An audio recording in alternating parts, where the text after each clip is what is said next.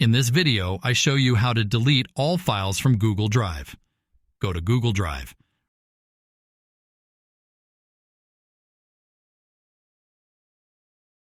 Right-click on the file you want to delete and then choose Move to Bin. To delete all files, select one file and then click on Ctrl+A or Command key +A on Mac. Right-click and then choose Move to Bin. You can also select multiple files to delete.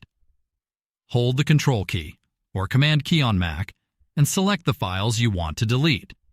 In addition, it is also possible to select consecutive files. Select the first file and hold down the Shift key.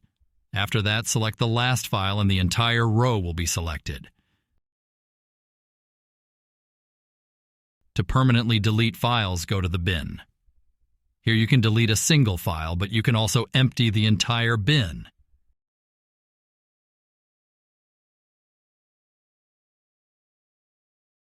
And this is how you delete all files from your Google Drive. Don't forget to like and subscribe if the video was helpful to you. Thank you for watching.